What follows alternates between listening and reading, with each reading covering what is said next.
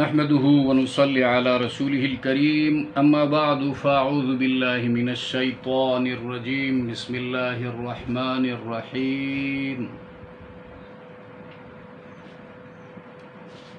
وإلهكم إله لا إله إلا هو الرحمن الرحيم إن في خلق السماوات والأرض واختلاف الليل والنهار والفلك التي تجري في البحر بما ينفع الناس وما أنزل الله من السماء من ماء فأحيا به الأرض بعد موتها وبث فيها من كل دابة وتصريف الرياح والسحاب المسخر بين السماء والأرض لآيات لقوم يعقلون. لفظی ترجمہ وَإِلَٰهُكُمْ، الہ جس کی پرستش کی جائے، جس کی بندگی کی جائے، اس ذات کو کہتے ہیں. وَإِلَٰهُكُمْ، اور تمہارا معبود، تمہارا پروردگار، الہ واحد، ایک معبود ہے. لا الہ، کوئی معبود نہیں مگر وہ. الرحمن، وہ نہایت مہربان. الرحیم، بڑا رحم والا ہے. ان فی خلق السماوات، بے شک پیدا کرنے میں آسمانوں، والارض، اور زمین کے، واختلاف اللیل والنہار، اور یکے بعد دیگرے آنے میں دن اور رات کے، والفلک التی، فلک اور کشتیوں میں. فلک کشتیوں کو کہتے ہیں سمندری جہاز. التی، جو تجری چلتی ہیں. فی البحر، بحر سمندر کو کہتے ہیں. فی البحر، سمندر میں. بما، اس چیز کے ساتھ جو ینفع، فائدہ پہنچاتی ہے، نفع دیتی ہے، الناس، لوگوں کو. وما انزل اللہ، اور اتارنے میں. انزل اللہ، اللہ کے. من السماء، آسمان سے. سما، یہ ہر وہ چیز جو انسان کے سر کے اوپر ہے اس کو سما کہا جاتا ہے. چھت ہے، چھت کو بھی عربی میں سما کہا جاتا ہے. چھتری ہے، اس کو بھی سما کہا جاتا ہے. بادل ہیں، ان کو بھی سما کہا جاتا ہے. آسمان ہیں تو آسمانوں کو بھی سما اس لیے کہا جاتا ہے کہ وہ نہایت بلند ہے، انسان کے سر کے اوپر ہیں. تو من السماء، آسمان سے. من ماء، پانی. ماء، آسمان سے کیا برساتا ہے؟ یہ من جو ہے اس کو بیانیہ کہا جاتا ہے. یہ وضاحت کرتا ہے کہ وہ آسمان سے برسنے والی چیز پانی ہے. ماء، پانی. فاحیا، احیا یہ حیات سے ہے. حیات زندگی کو کہتا ہے. احیا بھی، پس زندہ کیا اس کے ذریعے. بھی، اس ماء کے ذریعے، پانی کے ذریعے. الارض، زمین. بعد موتها، اس کے مرنے کے بعد، اس کے مردہ ہونے کے بعد. وبث، بث معنی پھیلایا. اوپر سے پانی برسایا، زمین کو آباد کیا اور پھیلایا. وبث فیہا، تو عطف اس کا انزلہ پر ہے. پھیلانے میں، پانی اتارنے میں اور پھیلانے میں. من کل دابۃ، ہر قسم کے جانوروں کو. دابہ ما یدب علی الارض، جو زمین پر رینگتے ہیں، چلتے پھرتے ہیں، جاندار ترجمہ بھی اس کا کرتے ہیں، اور کہیں یہ پرندوں کو بھی شامل ہوتا ہے، وَمَا مِن دَابَّةٍ فِي الْأَرْضِ إِلَّا عَلَى اللَّهِ رِزْقُهَا، اور کہیں صرف کیڑے مکوڑوں کے لیے لفظ بولا جاتا ہے، زمین پر چلنے والے، اس میں انسان بھی شامل ہیں، انسان ہیں، دوسرے درندے ہیں، چرند ہیں، کیڑے مکوڑے ہیں، سب کو شامل ہیں۔ تصریف صرف عدل نے بدلنے میں، الریاح یہ جمع ہے ریح کی، ہواؤں کو، والسحابی سحاب بادل، اور بادل میں المسخری، مسخر معنی تابع کیا ہوا، تابع کرنے والا اللہ ہے۔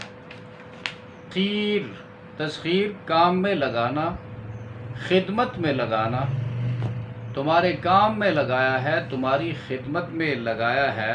تو یہاں پر والسحاب المسخری، اور بادلوں میں المسخری جو تمہارے لیے تابع کیے گئے ہیں، مسخر کیے گئے ہیں، بین السماء والارض، آسمان اور زمین کے درمیان، لآیات نشانیاں ہیں،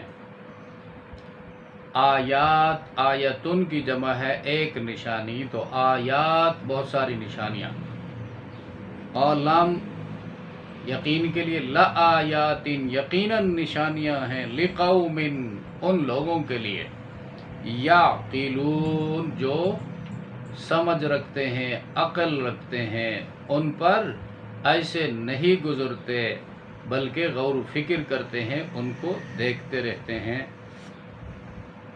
تو یہ آیت جو ہے عقلی دلیل ہے توحید کے لیے کہ اللہ کے سوا کوئی الہ نہیں ہے۔ اس آیت سے پہلے جو بیان تھا اس میں کتمان علم پر سرزنش کی تھی، علم کو چھپانا، علم جو ہدایت کے لیے ضروری ہے، جو انسانوں کے لیے ضروری ہے، اس علم کو چھپانا یہ نہایت سنگین جرم ہے، اور اس سنگین جرم کے بعد اب بیان کرتا ہے لوگوں کو بتانے کا جو سب سے اہم مسئلہ ہے وہ توحید کا مسئلہ ہے۔ اللہ کی الوہیت ان آیتوں میں سمجھائی گئی ہے، اور نظام ربوبیت جو ہے، نظام ربوبیت، اللہ رب کیسا ہے، کس طرح انتظام فرمایا ہے، اپنے رب ہونے کے لیے کس قسم کے دلائل کو اللہ نے بیان فرمایا ہے، اور پھر جب رب وہی اللہ ہے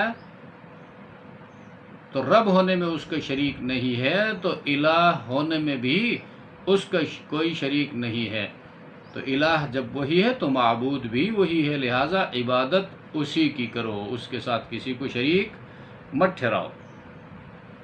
تو سب سے پہلے جس چیز کا اظہار واجب ہے اور اس کو چھپانا حرام ہے وہ ہے توحید، لہٰذا قرآن کریم نے اس مسئلے کے بعد اس مسئلے کو دلیل کے ذریعے بیان فرمایا۔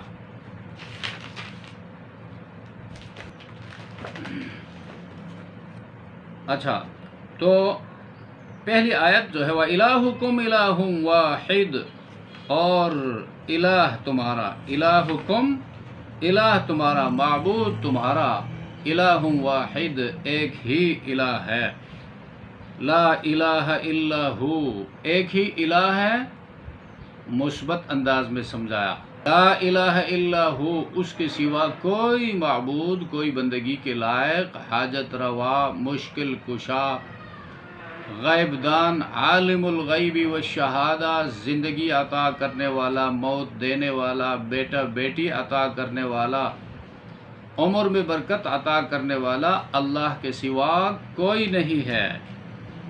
اللہ الرحمن، تو پہلے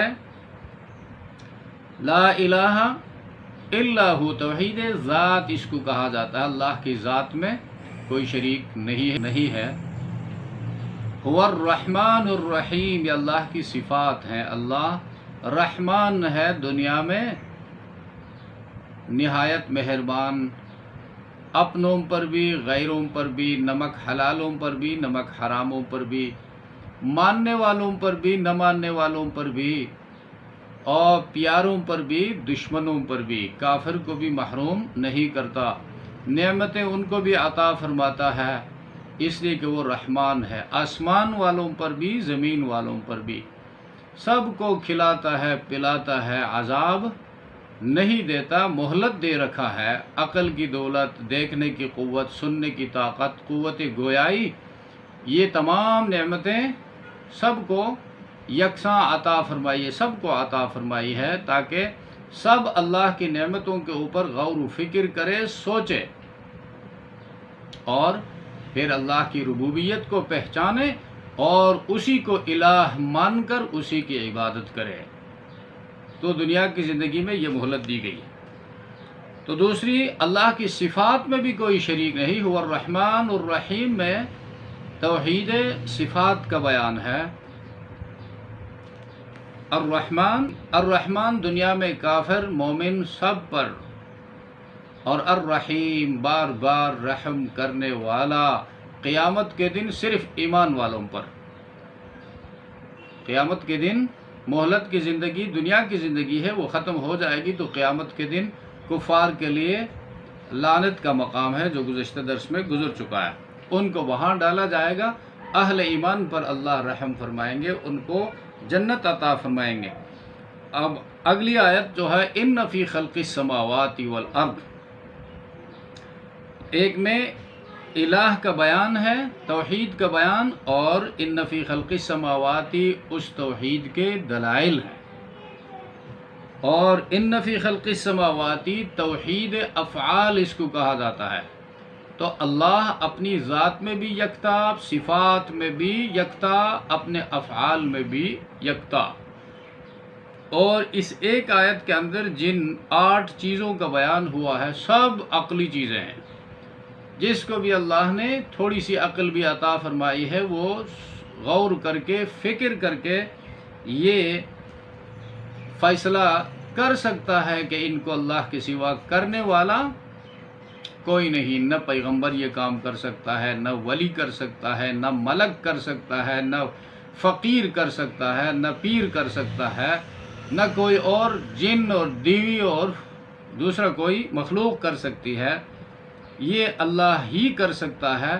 لہٰذا اور یہ چیزیں چونکہ سب کو تسلیم ہے، کفار کو بھی اہل ایمان کو بھی، تو عام چیزوں کو قرآن کریم نے دلیل کے طور پر سامنے لایا کہ دیکھو تمہاری زندگی کی تمام تر ضروریات ان چیزوں میں موجود ہیں، اور یہ تمہاری ضروریات زندگی ہے، اور تم خود کہتے ہو کہ ان ضروریات کو پیدا کرنے والا اللہ کے سوا کوئی نہیں، لہٰذا اللہ جو مانگتا ہے کہ اسی کی عبادت کی جائے، تو اس عبادت میں اللہ کے ساتھ دوسروں کو کیسے شریک ٹھہراتے ہو؟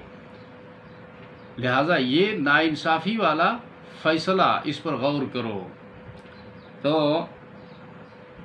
صحابی فرماتے ہیں وَيْلٌ لِمَنْ قَرَأَ بِهَذِهِ الْآيَةِ فَمَجَّ بِهَا، ہلاکت ہے اس شخص کے لیے جو اس آیت کو پڑھے، تلاوت کرے اور اس پر سے ایسے گزر جائے۔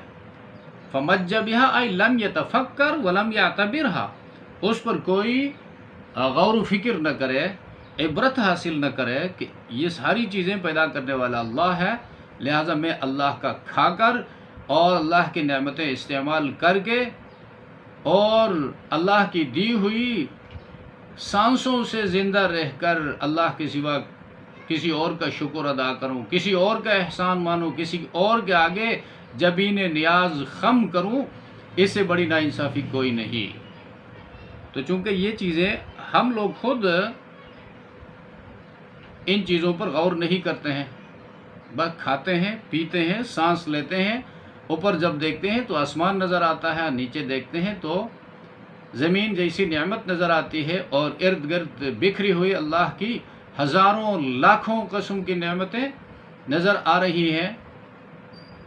किसी में हमारी दिमाग की ग़िज़ा है, किसी में हमारी हड्डियों की ग़िज़ा है, किसी में हमारी गोश्त की ग़िज़ा है, किसी में हमारी ख्वाहिशात पूरी हो रही हैं, ताकतें मिल रही हैं, लेकिन इन चीज़ों पर गौर नहीं करते हैं मामूल में होने की वजह से। कुरान तो दलील के तौर पर बयान करता है सूरज कितना बड़ा कुर्रा है। तुम्हारी ज़मीन सूरज के सामने बिल्कुल ऐसा है जैसे मटर का दाना है। कितना छोटा है, उसकी क्या निस्बत है उसके साथ। लेकिन इतना बड़ा गोला सुबह तुलू होता है और गुरूब होता है, उससे हम कोई इबरत हासिल नहीं करते हैं।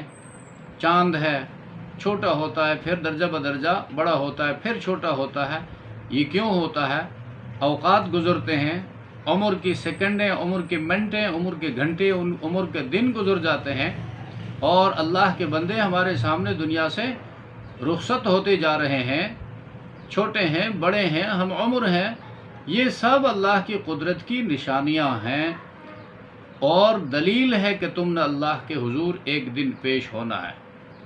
इन चीज़ों पर जब बंदा गौर करेगा तो फिर अपने बारे में भी फैसला करना आसान हो जाएगा कि इतने लोग जो मुझसे छोटे थे, मुझसे बड़े थे और जिनके जनाजे मैंने उठाए, जिनको कब्र में मैंने दाखिल किया, और ये जब चले गए तो फिर मैं किस खेत की मूली हूँ।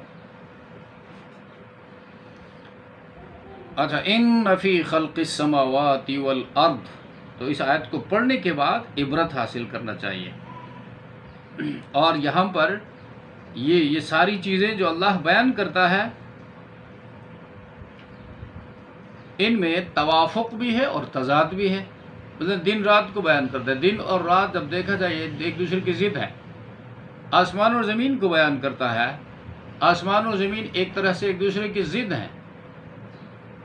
और कश्ती और पानी, इनको जब देखा जाए ये एक दूसरे की ज़िद हैं। पानी जो है वो गर्क करने वाला है, डबोने वाला है, और कश्ती उसके ऊपर तैरती है। और इसके ऊपर गौर किया जाए तो फिर ये दो ज़िद्दैन जो है मिलकर एक मकसद की तकमील करते हैं। इनको ज़ौजैन कहा गया है। दिन रात मिलकर मकसद की तकमील करते हैं। ज़िंदगी जारी है, इंसानियत के लिए इसमें फ़ायदा है, इंसानियत के लिए इसमें मुनाफ़ा है। फसलों का पकना है, बढ़ना है, जायका उनका बनना है, ये सब इन चीज़ों की वजह से है। तो इस हवाले से ये जोड़े हैं। और फिर इस तरह दुनिया में बहुत सारी कौमें, नस्लें ऐसी गुजरी हैं जिन्होंने रात को भी सजदा करना शुरू कर दिया, रात को खुदा कहने लगे, हाजत रवा मानने लगे। जब दिन का उजाला आया तो दिन की रोशनी के आगे झुकने लगे। और जब दरिया को देखा, हिंदू तो आज भी दरिया के आगे, दरिया गंगा और जमुना के आगे सजदा करते हैं। तो खुदा का अवतार समझते हैं कि ये बहुत बड़ी मखलूक है। और आसमान को खुदा मानने वाले आजकल भी दुनिया में मौजूद हैं। तो ये सारी चीज़ें यहाँ पर अल्लाह ने बयान फरमाया, और बयान करके फरमाया कि सब मखलूक हैं और मखलूक़ात में ए इंसान सबसे बाला निशीन तुम हो। ये सब तुम्हारे लिए है, ये तुम्हारे नौकर हैं, तुम्हारे लिए मैंने इनको मुसख्खर किया है और तुम्हें अक्ल दी है। इस अक्ल को इस्तेमाल करके इनसे काम लो, अपनी ज़िंदगी को खूबसूरत बनाओ और मेरा शुक्र अदा करो। सजदों के लायक मैं हूँ, मेरी ज़ात। इन फ़ी खल्क़िस समावाति वल अर्दि, बेशक पैदा करने में, खल्क़िस समावात आसमानों के और ज़मीन के, वल अर्द और ज़मीन के, वख्तिलाफ़िल लैली, इख्तिलाफ़, वख्तिलाफ़िल लैल अदल बदल कर एक दूसरे के पीछे आने में, वन नहार और दिन के, लैल और नहार, इख्तिलाफ़। इख्तिलाफ़ माना कभी रात लंबी, कभी दिन लंबे, कभी रातें छोटी, दिन लंबे, कभी दिन लंबे, रातें छोटी। तो इनसे कैलेंडर बनता है और अवकात हमारे गुज़रते हैं, उम्रें हमारी गुज़रती हैं। और फिर इनके फ़वाइद हैं, अल्लाह की कुदरत के दलाइल इन जअलल्लाहु अलैकुमुल लैल सरमदन मन इलाहुन गैरुल्लाहि यअतीकुम बिह। 24 घंटा 6 महीना पूरा साल तुम्हारे अंदर अंधेरा ही अंधेरा रहे, रात ही रात रहे, कोई इलाह है अल्लाह के सिवा कोई है जो दिन का उजाला ला सके, दिन की रोशनी पैदा कर सके? नहीं। इसी तरह सारा दिन जो है पूरी उम्र रोशनी ही रोशनी रहे, कोई इलाह है कि रात की तारीकी ला सके? अब रात की तारीकी के अपने फ़वाइद हैं। वजालना नौमकुम सुबाता, हमने तुम्हारी नींद को राहत का ज़रिया बनाया है और नींद खूब आती है रात। वजालना लैल लिबासा, रात को हमने तुम्हारे लिए लिबास बनाया, तुम्हारे ऐबों को रात छुपाती है। वो काम जो तुम अमूमन नहीं कर सकते हो लोगों के सामने, उन कामों के लिए हमने रात को पैदा किया। तुम्हारी थकावट दूर होती है रात को होती है। और रात को आराम के लिए लितस्कुनु फीही, दूसरी जगह कुरान कहता है, और नहार दिन को पैदा फरमाया ताकि तुम लितबतगू फीही मिन फضलिल्लाह, तुम तलाश करो अल्लाह का फजल, इल्म के लिए निकलो, मजदूरी के लिए निकलो, हुकूमत के लिए निकलो और खिदमत के लिए निकलो, और दिन की रोशनी से फ़ायदा हासिल करो। और सुबह सादिक जब हो जाए तो फिर नींद को मकरूह करार दिया, नापसंदीदा है। अल्लाह के रसूल ने इरशाद फरमाया, अल्लाहुम्मा बारिक li उम्मती फ़ी बुकूरिहा, ए अल्लाह मेरी उम्मत के सवेरे के कामों में बरकत अता फरमा। तो जो लोग रात को भी पड़े सोए रहते हैं और सुबह की नमाज भी उनकी जाती है और सोए रहते हैं, 10 बजे उठते हैं, उनके कामों में बरकत बिल्कुल नहीं होती, उनके काम अधूरे रह जाते हैं, उनकी तबीयत में हमेशा बोझ रहती है, इसलिए कि वो निज़ाम फितरत के ख़िलाफ़ चल रहे हैं, अल्लाह के रसूल की लेने वाले नहीं हैं। वल फुल्क, और कश्ती। अब कश्ती और पानी का मुआजना कोई करे तो पानी के ऊपर आप एक सुई डाल दें, वो पानी उसको गर्क कर देता है, लेकिन हज़ारों लाखों टन जो है सामान कश्ती में लाद कर, समुद्री जहाज़ में लाद कर उसी पानी से गुज़र रहे हैं। वल फुल्किल्लती तजरी फिल बहरी, और पैदा करने में कश्तियों के जो चलती हैं, वल फुल्किल्लती चलती हैं, जारी हैं, फिल बहरी यनफ़उन्नास, बिमा उस चीज़ के साथ, उस सामान के साथ। अब 75% जो है 75% ट्रेड ये समंदर के ज़रिए होता है और बाकी 25% जो है वो फ़ज़ाई रास्तों से होता है। यनफ़उन्नास, नफ़ा पहुँचाती है, उस चीज़ के साथ ये कश्तियाँ चलती हैं। वमा अंज़लल्लाहु मिनस्समा, और निशानियाँ हैं उतारने में अल्लाह के आसमान से, मिम्मा इन पानी, बारिश ज़िंदगी है, बारिश से पानी है। जहाँ पानी है वहाँ सब्ज़ा है, जहाँ पानी है वहाँ आबादी है, जहाँ पानी है वहाँ जानवर हैं, जहाँ जानदार हैं, जहाँ पानी है वहाँ जानदार हैं। तो पानी जहाँ है उसमें अल्लाह ने इबरत इसमें रख दी कि देखो पानी के अंदर एक सिफत है कि वो प्यास बुझाता है। इंसान तू भी अपने अंदर एक प्यास बुझाने वाली सिफत जो है पैदा कर, किसी की ज़रूरत को तो पूरा कर। पानी के पीछे लोग जाते हैं, पानी किसी के पीछे नहीं जाता। लिहाजा तुम मेहनत करोगे, स्किल हासिल करोगे, हुनर हासिल करोगे, इंसानियत के लिए बनोगे, तो इंसानियत सफ़र करके तेरी तरफ आएगी कि हमारी ज़रूरत का आदमी फ़लाँ इलाक़े में मौजूद है। जिस तरह पानी के पीछे जानदार भी भागते हैं, इंसान भी भागते हैं, वहाँ आबादी होती है। तुम्हारे अंदर भी वो एक सिफत पैदा हो जाए तो तुम्हारे पीछे भी अल्लाह की मखलूक दौड़ दौड़ कर सफ़र करके तेरी ज़ियारत के लिए आएगी। شرط یہ ہے کہ بما ينفع الناس، لوگوں کو فائدہ پہنچانے والے بن جاؤ تاکہ تمہاری قیمت لگ جائے۔ تو اللہ نے پانی اتارا آسمان سے، فَأَحْيَا بِهِ الْأَرْض، تو دیکھیں آسمان سے پانی اتارا ہے، اس سے زمین کو اللہ نے سرسبز و شاداب کر دیا۔ اب زمین کی بربادی کیا ہے؟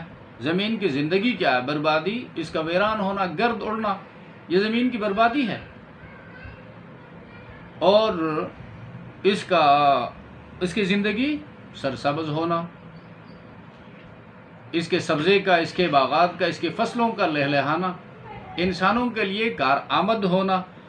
تو یہ سب کچھ ہوتا ہے حصی دنیا میں، یعنی یہ نشانیاں ہیں حصی، ویزیبل۔